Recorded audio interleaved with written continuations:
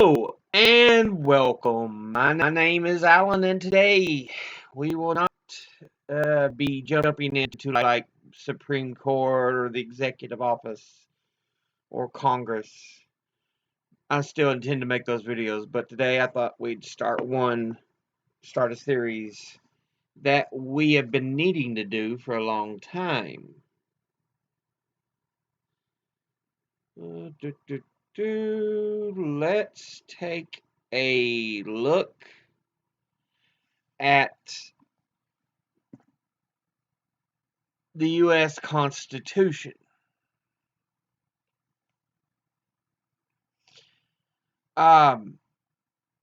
It is the modern guiding document of the United States. It's not always followed like it's supposed to be, but there is attempts. When there are conflicting laws in the Constitution, it doesn't break because it is amendable. There is amendment processes to keep it going. And that's what makes it a unique document. It's not so rigid that when you run across an issue, you can't do anything. You can. It allows you to amend it. And we have seen this before. Thus, the amendments to the Constitution. But today we're going to try to start a breakdown of the Constitution. Now,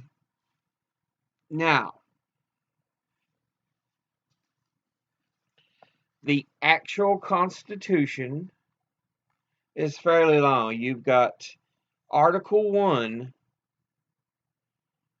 with 3.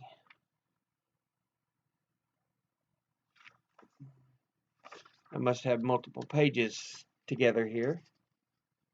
It went from 3 to 10. Yeah. There's 10 sections under Article 1, which deals with legislative, which is our Congress. Article 2 has 4 sections, which is executive, the president and stuff. And Article 3 has 3 sections, which deals with our judicial, the Supreme Court and the undercourts. And then we get Article 4, 5, 6, and 7. And these make up the base of the Constitution. From there, we go into amendments. And I think we're at like Amendment 28 or 27, if I remember right. In the U.S., 26. Off by a little bit, not much. So, yeah. 26 amendments in addition to the Constitution articles, which, as I mentioned, we have 7. But before we really get in depth today, or really get in depth on the Constitution, today is just going to be a short introductional video.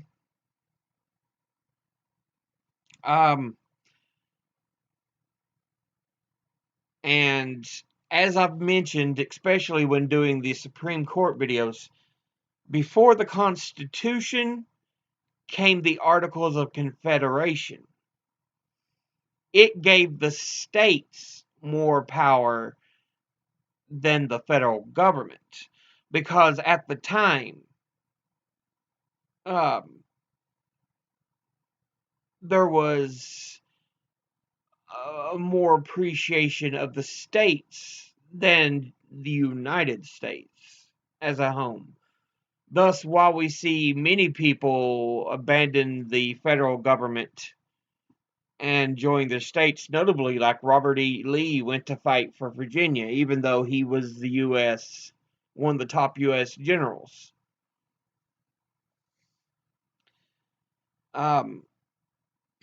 He felt more tied to the state of Virginia. And we also see with the Articles of Confederation, even in the name, Confederation,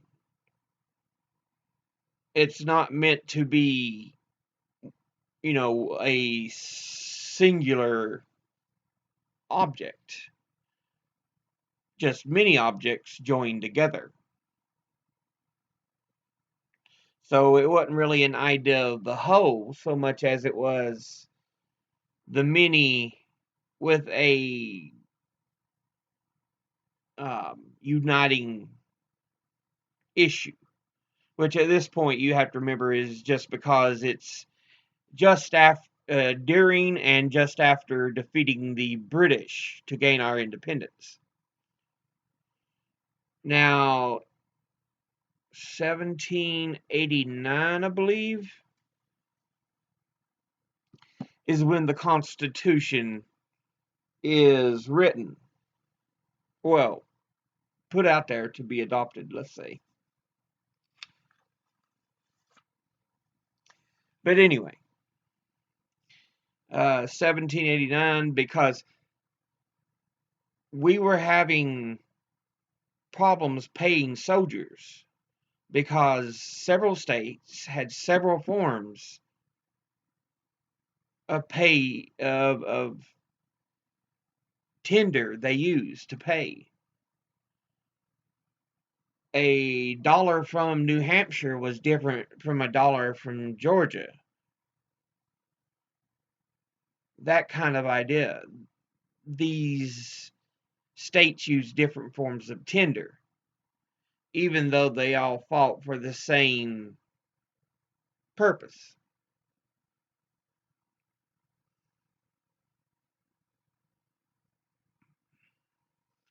And because you had to give much more deference to these states than the nation as a whole, it made it difficult to uniformly pay debts and payments and adopt laws. Because you travel one state to the other, laws change. It wasn't a vast difference, but it was enough that it was causing issues. But today, all we will read, it is what is known as the Preamble of the Constitution. Basically, it's the paragraph that comes before we actually break down into the articles. And the Preamble reads, "We, the people of the United States, in order to form a more perfect union, establish justice, ensure domestic tranquility, and provide for the common defense, promote the general welfare, and secure the blessings of liberty to ourselves and our posterity, do ordain and establish this Constitution in the United States, or for the United States of America." And you can see what they want to set forth just in this preamble. Form a more perfect union, because again, the idea of the U.S. under the Articles of Confederation was just the states joined together, that agree on a similar idea.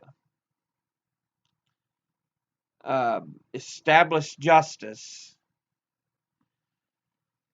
They adopt much of British common law, but they want to set forth certain things. The right to a trial, you know, and other issues that had to be placed forth federally. It cannot just be different from one state to the other. Ensure domestic tranquility. Again, that's part of that. We want easy things at home. We want life to be acceptable, peaceful, tranquil. Provide for the common defense. So it's no longer just a Minuteman setup that you say, hey, we need these people.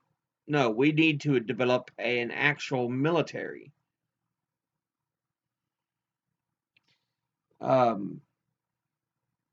Promote the general welfare. We can't leave people to just struggle for themselves, and secure the blessings of liberty to ourselves and our posterity.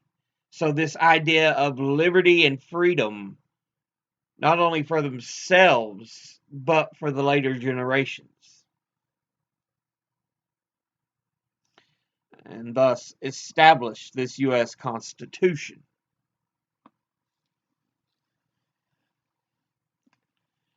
Now, let's do a little bit of further breaking down. I believe the Constitution was actually primarily written by Madison. Primary authors of the Constitution. Thank you. I know Jefferson was Declaration of Independence, but Constitution.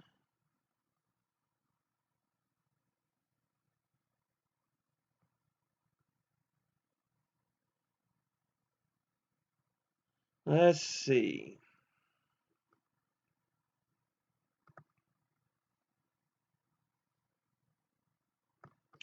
Here we go. Archivesgov.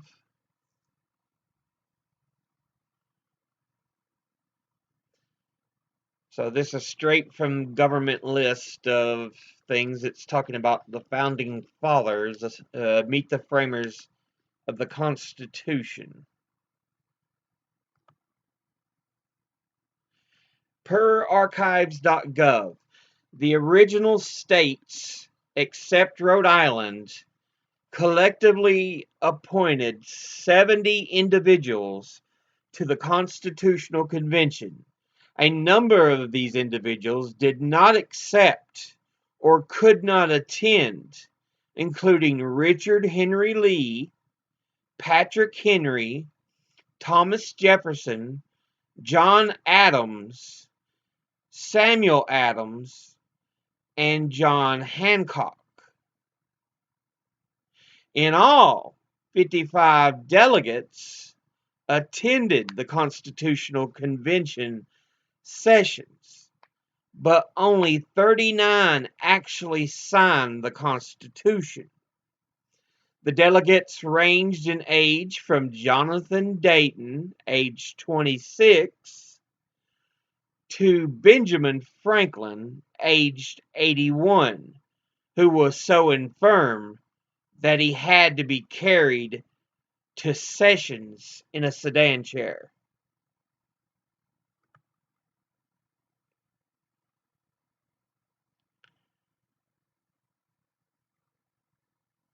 So yeah.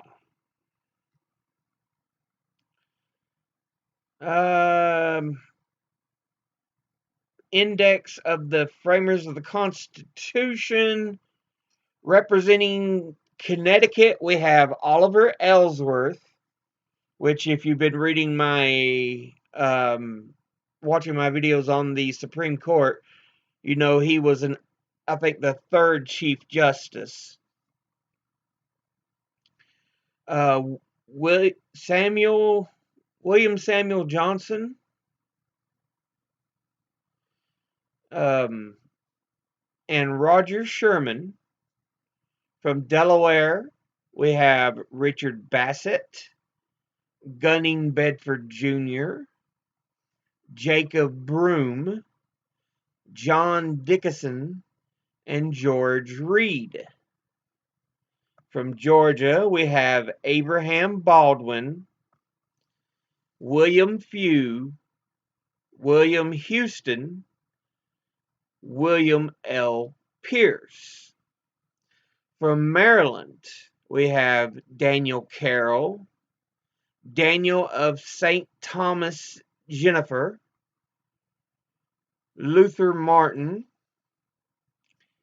James McHenry, and John F. Mercer. From Massachusetts, we have Elbridge Gerry, who actually the term gerrymander is named after. We have Nathaniel Gorham, we have Rufus King, and we have Caleb Strong. From New Hampshire, we have Nicholas Gilman and John Langdon. From New Jersey, we have David Brearley, Jonathan Dayton, William C. Houston, William Livingston, and William Patterson. From New York, Alexander Hamilton. We all recognize that name. He's a pretty big name in the founding. We have John Lansing Jr., and we have Robert Yates. From North Carolina, we have William Blount, or William Blunt, I guess, William R. Davie, Alexander Martin, Richard Dobbs Spate, and Hugh Williamson. From Pennsylvania, we have George Clymer, Thomas Fitzsimmons, Benjamin Franklin, Jared Ingersoll, Thomas Mifflin, Governor Morris, Robert Morris, and James Wilson. Now, for Rhode Island, it says Rhode Island did not send any delegates to the Constitutional Convention. For South Carolina, we have Pierce Butler, Charles Pinckney, Charles Cotesworth Pinckney, and John Rutledge. And finally, we have Virginia, who sent John Blair, James Madison Jr., George Mason, James McClurg, Edmund J. Randolph, George Washington, who we all are familiar with, and George Wythe. And of course, Virginia, there's a lot of names we can recognize, and there's other names throughout that you can recognize if you've been watching my videos. Now, let's see. Do they have a thing for the primary author? I think that would probably be James Madison. Again, I'm trying to find out who the primary author is, but they don't really say in that. Let's see what we have.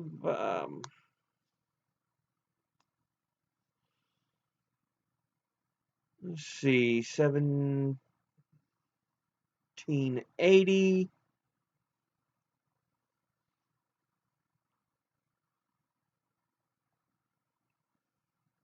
And otherwise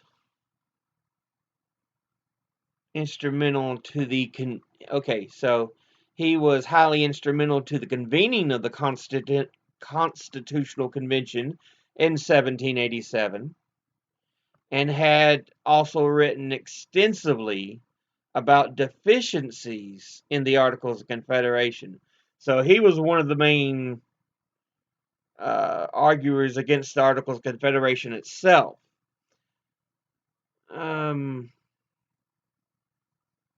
Let's see. This is saying per Archivesgov, Madison was clearly the preeminent figure at the convention. Some of the delegates favored an authoritarian central government. Others, retention of state sovereignty. And most occupied positions in the middle of the two extremes. Madison, who was rarely absent and whose Virginia plan was in large part the basis of the Constitution, tirelessly advocated a strong government, although many of his proposals were rejected. Let's see.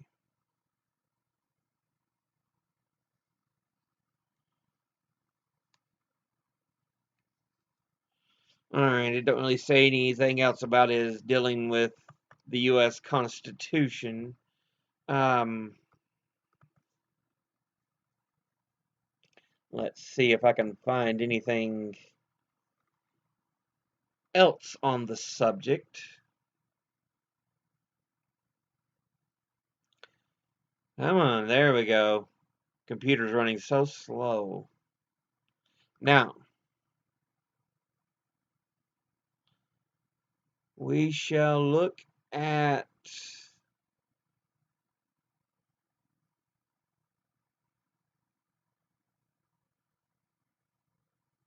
okay, constitutioncenter.org, not even opening it up, but just on the Google page where you see it and the little blurb under it, it just says, because of many of James Madison's ideas made their way into the Constitution, he is often referred to as the father of the Constitution. So, I guess that's where I kind of get that idea. So, but yeah.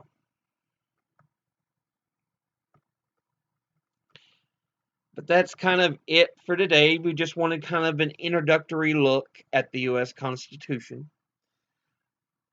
There's not really going to be much in the way of sources, but I'll go ahead and put the archives.gov link in the description below. As always, educate thyself, think, read, study, learn. Someone tries to tell you something you have trouble believing,